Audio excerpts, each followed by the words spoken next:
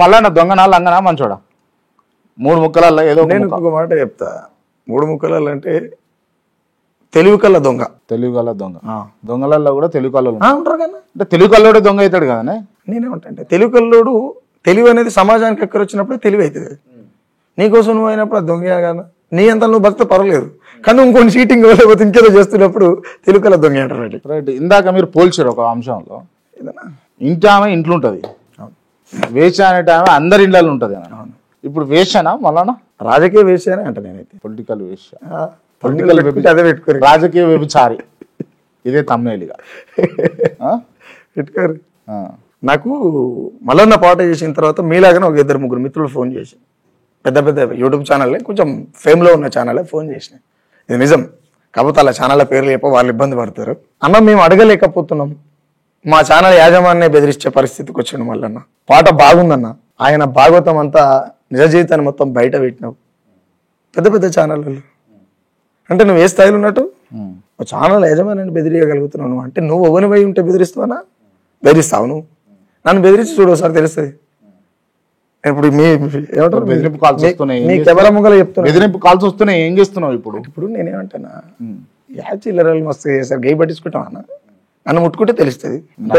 రామనరసి నువ్వు నరకమంటావా చెప్పు. మరి నరకమంటే నరకతావా? నువ్వు నరకమంటే చెప్పు, ఇద్దరం పోతాం కదా జైలుకు. నరకమన్నందుకు నువ్వు పోతావు, నరకడానికి నేను పోతా. కాబట్టి నేనేమంటే ముట్టుకుంటే తెలుస్తుంది ఏదైనా. అని కాలుతుందా చల్లారు అది ముట్టుకుంటే తెలుస్తుంది. అంత ఈజీగా రామనరసయ్య ఉంటాడా? రామనరసయ్య రగులుతుండా లోపల? రామనరసయ్య నిత్యం రగిలే జీవితాలే, నిత్యం బతికే రగిలే జీవితం. ఓనికి పసందు ఉంటుంది, ఓనికి ఇంకోలాగా ఉంటుంది.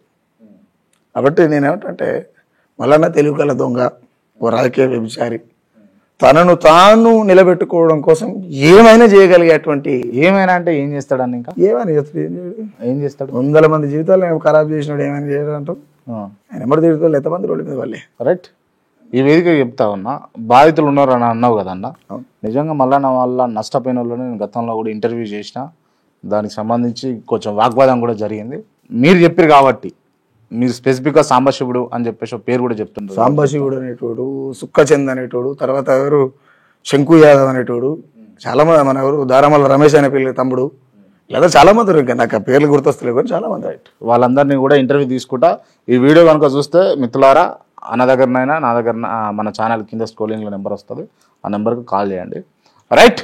ఈ విషయాన్ని పక్కన పెడితే మల్లన్న భాగవతాన్ని, కుక్క రామనరసయ్య కాంగ్రెస్ పార్టీ మీద కొంచెం వ్యతిరేకంగా, అంటే మొదట్లో కాంగ్రెస్ పార్టీ అధికారంలోకి రాగానే రేవంత్ రెడ్డి మీద పాట, దాని తర్వాత ఇప్పుడు మల్లన్న మీద పాట, ఇంకా 4 రోజులైతే కాంగ్రెస్ పార్టీ మొత్తం మీద పాట రాసేటట్టు. 4 రోజులు రాసిన, మళ్ళీ ఇంకా 4 రోజులు ఏందన్నా మొత్తం కాంగ్రెస్ పార్టీ మీద రాసిన. గుంపు మేసిన పాట రాసిన, అదే రేవంత్ రెడ్డికి ఇచ్చిన నేను ఆ పాట. కాంగ్రెస్ పార్టీ మీద కూడా మళ్ళీ రాసేటట్టు అంటున్నాను. కాంగ్రెస్ పార్టీ నేను రాసేది రాష్ట్ర పార్టీలో బొచ్చాడు అయ్యే వాడతా. అరే కాంగ్రెసోడో నీ కపట నీతి తెలిసిపాయే, దోపిడి దొంగో నీ రూపమేందో తెలిసిపాయే, అటోడు ఇటుగుసుండు ఇటోడు అటుగుసుండు, వాని నోట వీని మాట వీని నోట వాని మాట, నీ పదవుల కొరకే ఈడ పాకులాట జరిగేనాట, కాంగ్రెసోడో నీ కపట నీతి తెలిసిపాయే. గదరని ఎప్పుడో ఆయన వయసుకున్నప్పుడు రాసిన పాట ఇది. వచ్చే పాటలు ఉన్నాయి. ఎందుకన్నా అంత కక్ష కాంగ్రెస్ పార్టీ మీద? అంటే నేనేమంటున్నాంటేనా, ఆల్రెడీ గత ముఖ్యమంత్రి కల్వకుంట్ల చంద్రశేఖరరావు మిగులు బడ్జెట్ ఉన్నటువంటి తెలంగాణ రాష్ట్రాన్ని 1000 కోట్ల అప్పులలో నెట్టేసింది. కాసేపు క్రాంతి జర్నలిస్ట్ కాకుండా సహజంగా తెలంగాణ బిడ్డగా మాట్లాడితే, ఆల్రెడీ డబ్బులు ఉన్న మిగులు బడ్జెట్ ఉన్నటువంటి తెలంగాణ రాష్ట్రం అప్పులలోకి నెట్టిపోయబడ్డ తర్వాత ఇంకొక ప్రభుత్వం వచ్చి వీడు అప్పుల జీవితమే జరుగుతున్నప్పుడు ఇది అప్పుల తెలంగాణ అవుతుందా, అభివృద్ధి తెలంగాణ అవుతుందా? అప్పుల తెలంగాణ. రేపు నినాదం పుట్టుకొస్తుంది. ఏం పుట్టుకొస్తుంది అని అంటే, అభివృద్ధి లేకపోయినా పర్వాలేదు, అప్పులు పోతే చాలరా నాయన తెలంగాణ, అప్పులు లేని తెలంగాణ అయితే బాగుండు అనే పరిస్థితికి తీసుకొస్తారు తెలంగాణ రాష్ట్రాన్ని. నేను మొన్న ఇంటర్వ్యూలో కూడా చెప్పినా, ఉచితాల వల్ల ఏం జరగదు, ఉచితం ఏం ఎవరికి కావాలి ఉచితం? ఇప్పుడు క్రాంతి అనేట ఆయనకు, ఆయన చేసే పనిలో ఆయనకు ఎక్కడైతే ఆ స్కిల్ ఉందో అక్కడ పని ఇస్తే క్రాంతి చేసిన పని క్రాంతి చేస్తాడు. నువ్వు బస్సు ఫ్రీ అని చెప్పి అది ఫ్రీ అని ఏందన్నా ఏడికెళ్ళి తెస్తారు? ఇది అప్పులలోకి నెట్టేయడం కాదా? ఆల్రెడీ అప్పులలో ఉన్నది, ఆయనకి ఆదాయమే లేదా? ఎట్లా సాధ్యమవుతుందని చేస్తారు? ఇంట్లో అడవిలు ఉంటే 2500 ఇస్తావు, ఏం జీతమా? మాకేం కావాలి? విద్య వైద్యం ఉపాధి కావాలన్నా, ఆయన మా బతుకు మేము బతుకుతాం, అంతే కదన్నా. కాబట్టి ఈ ఈ రెడ్డి ధోరణి ప్రభుత్వం, ఈ పాలన రేపు ఇంకా చాలా ఇబ్బందులు పడుతుంది, చూస్తాం మనం. రైట్. కాంగ్రెస్ పార్టీ నమ్ముకున్న వాళ్ళకు అన్యాయం చేస్తుంది అని చెప్పేసి నేను మీ నోటి నుంచి విన్నా. నేను ఎవరికి చేసింది చెప్పండి. కాంగ్రెస్ పార్టీ ఇవాళ రెడ్డిల చేతిలో, తెలంగాణ విషయానికి వస్తే రెడ్డి చేతిలో ఉంది. రెడ్డికి వ్యతిరేకమైనటువంటి మాట మాట్లాడితే సస్పెండ్ చేస్తారు, లేదా గతంలో ఉన్నటువంటి కల్వకుంట్ల చంద్రశేఖరరావు పార్టీ ఆయనది, ఆయనకు వ్యతిరేకంగానో లేకపోతే ప్రభుత్వానికి వ్యతిరేకంగానో మాట్లాడినప్పుడు ఆయన సస్పెండ్ చేసిండు. ఇప్పుడు నిన్న మొన్న బక్కా చేశానన్న ఆయనను సస్పెండ్ చేసిండు.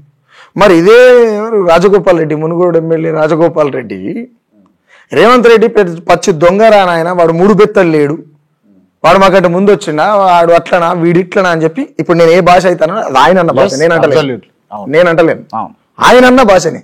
ఆయన ఎందుకు సస్పెండ్ కాలే? ఎందుకు బక్క జర్షన్ సస్పెండ్ అయ్యిండు? ఇప్పుడు ఆయన బట్టి విక్రమార్క ఉన్నాడు, ఏడుకో గుడికి పోయారు, అందరు బలాల మీద కూర్చుంటారు, ఈయన కింద కూర్చుంటాడు. ఈయనకు సోయి లేక తెల్లారి నేనే కావాలని కూర్చున్నా. ఆ మాట అంటేది కానీ సిగ్గు ఉండాలి, మాట అంటేది సిగ్గు ఉండాలన్న. మనల్ని మనం చంపుకొని బతికేందుకు బతికేది? ఇంత ఎంట్రీని పోసుకొని శాసమే అసలు బతకొద్దు మంచి. అది నేనైనా ఎవడైనా తెల్లారి మళ్ళీ సంజాయిషి నేనే కావాలని కూర్చున్నా, నీకు ఆడ ఇలువ లేదు, పక్కన పోయి కూర్చున్నావు.